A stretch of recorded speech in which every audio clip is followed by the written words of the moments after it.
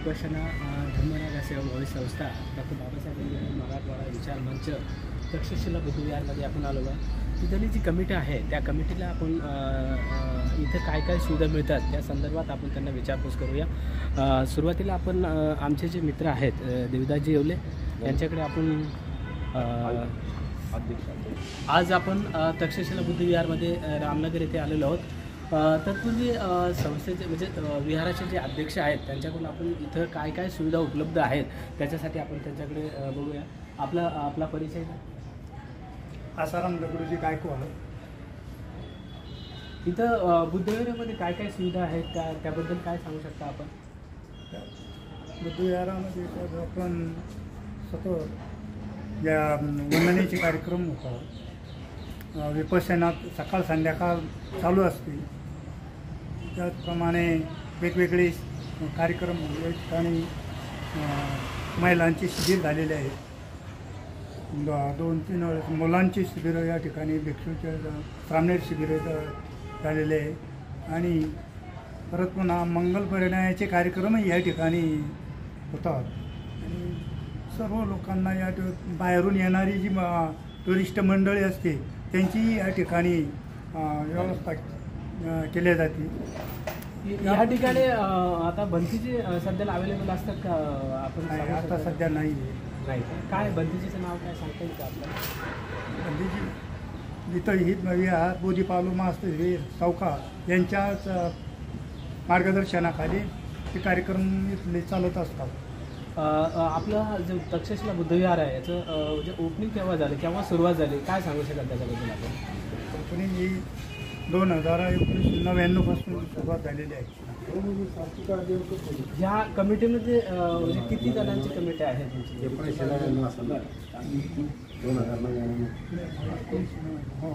या कमिटी म्हणजे केव्हापासून स्थापन झाली आणि कमिटीमध्ये मेंबर किती आहात आणि कशा पद्धतीनं लोकांना तुम्ही म्हणजे सुविधा पुरवल्या जातात त्याच्याबद्दल कसं सांगता येईल?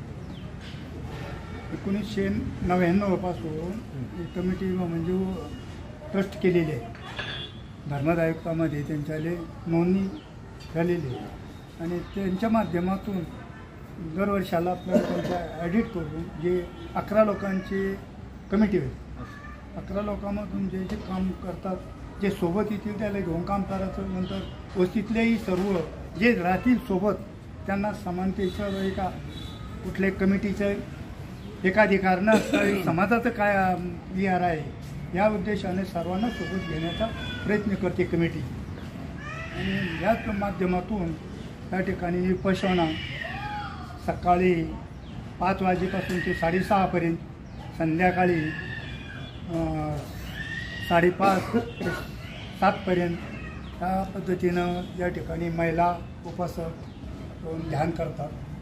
आणि आपल्या या ठिकाणी आपला आत्मसंयम हे करून घेतात आणि स्वतःला स्थिर करतात.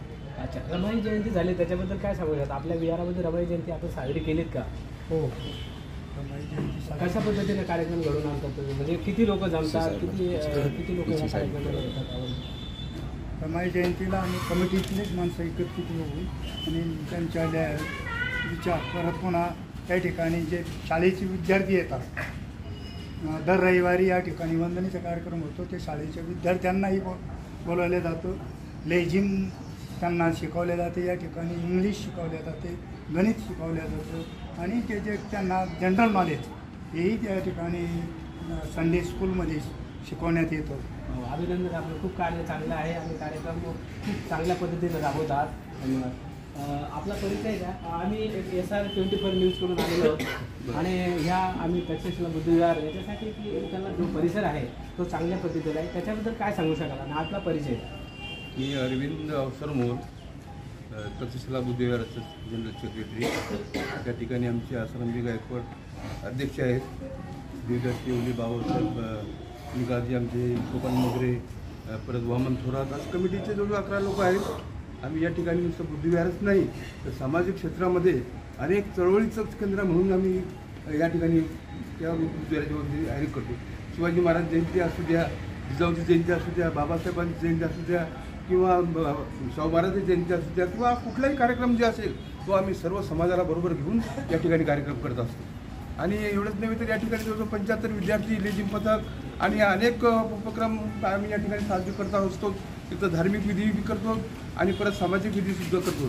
चळवळी सेक्रेटरी यासाठी करतो. कुठेही समाजाला काही अन्याय अत्याचार होत असेल तर आमच्या संजय नगरचे सर्व नागरिक आहेत, सर्व एकत्र येतो आम्ही. कोण कोणत्या पक्षात काम करत असेल, कोण कोणत्या संघटनेत काम करत असेल ते आम्ही सगळं बाजूला ठेवतो आणि सगळे एकत्र येतो आम्ही.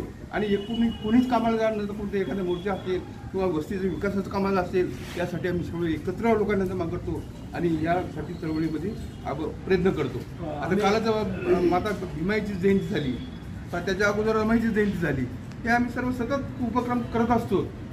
आम्ही आता बुद्धविहारमध्ये आल्याच्या नंतर आम्हाला असं कळलं तुम्ही एक वाचनालयासाठी स्वतंत्र एक खोली काढलेली आहे. तिकडे म्हणजे साधारण किती विद्यार्थी येतात, कसं काय ठिकाणी आता नवीनच आम्ही ते माता रमाई वाचनालय सुरू केलेलं आहे. ते कोविडमध्ये ते बंद पडलं होतं, त्यामध्ये लोक यायचे बसायचे, वाचनालय करायचे. पुस्तकं लोकांनी हजारो पुस्तकं आम्हाला दान दिलेले आहेत. पुस्तकं आम्ही विकत घेतलेली नाहीत.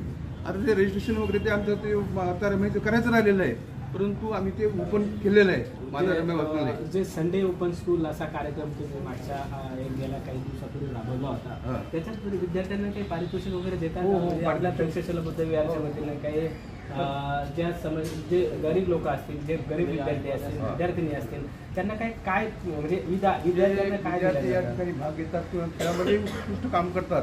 लेझिम पथकच नव्हे तर असेल, लंगडी असेल, खो खो असेल, कबड्डी असेल किंवा अजून एक अनेक उपक्रमामध्ये जे नंबर मिळतात किंवा वाचनापासून काही स्पर्धा असतील वा ज्याच्यामध्ये रमाई जयंतीची असेल, बाबासाहेब जयंती असेल, याबद्दल जे आम्ही भाषण करणार आहेत त्या विद्यार्थ्यांनी उत्कृष्ट काम केलेलं आहे. इंग्लिशमध्ये बोलणारे विद्यार्थी आहेत तर त्या विद्यार्थ्यांना आम्ही आमच्या बुद्धविहारातर्फे प्रमाणपत्र देतो.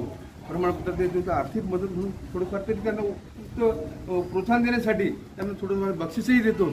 अशा प्रकारचे उपक्रम आम्ही सतत करतो. आता आम्ही आता जे देवराजी येवले गायक आहेत ते विहाराचे काय काम बघतात, त्यांचा काय परिचय आपला परिचय? मी देवदास येवले, जालना संजय नगर मुकुंदवाडी. आम्ही या ठिकाणी जो काम करण्याचा उपक्रम 1999 पासून हाती घेतला आहे. एक चार पत्र्याची रूम असताना त्या ठिकाणी उपोषण साधण्याचे कोर्स चालू केले. नंतर सर्वांच्या वतीने प्रत्येकाला दानाची माहिती मिळावा, दानाची पाळी पूर्ण व्हावं या उद्देशाने प्रत्येकाकडून ज्यांनी जे दान करतील असे कोण 1,000 रुपये जमा करून बुद्धविहाराची निर्मिती केली. काही दिवस हा बुद्धविहार पैसे अभावी ते बंद पडलं.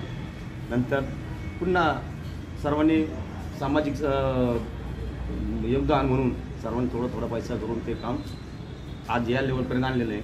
आणि या ठिकाणी मंगल परिणयाचे कार्यक्रम घेतो. तर जो पैसा येतो याच्यातून तर तो आम्ही आमच्या विहाराच्या डेव्हलपमेंटसाठी वापरला जातो. आज आपण या ठिकाणी उभं आहेत. हे जे शेड आहे हे मागच्या वर्षीचा जो आमचं या ठिकाणी दान आलेलं आहे त्या दानातून हे शेड उभं राहिलेलं आहे. पलीकडे तुम्ही समोर जे बघितलं आहे त्या ठिकाणी 6 संडास बाथरूम काढलेले आहे.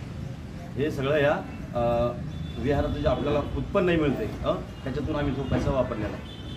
आणि सकाळ संध्याकाळ या ठिकाणी उपोषण ध्यान साधण्याचे कोर्स चालतात. त्याच्यासाठी ध्यान साधण्याच्या बद्दल तुम्ही सांगितलं, त्याच्यासाठी काही तुम्ही फी आकारला जातात का? नाही, नवीन मुलं सर्व विनामूल्य. अच्छा. ठीक, चालेल. आपला परिचय काय सांगू शकतो?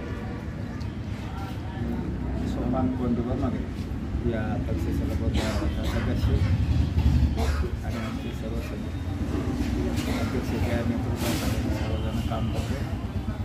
आणि या तक्षशिला बुद्धविहारामध्ये प्रत्येक माणूस येणारा राजकारण सोडून या गेटच्या आतमध्ये आपलं समाजाचं बुद्धविहार असल्यामुळं आपण इथं कोणतंच राजकारण आम्ही आणत नाही. आम्ही आपलं धार्मिक काम करतो सर्व सख्या भावासारखे राहून. बस एवढीच मी. धन्यवाद. SR24 न्यूजला आपण भेट दिली आणि या तक्षशिला बुद्धविहारची माहिती आपण अध्यक्ष, उपाध्यक्ष, सेक्रेटरी यांच्याकडून आपल्याला मिळाली. तत्पूर्वी आपण आता थांबत आहोत.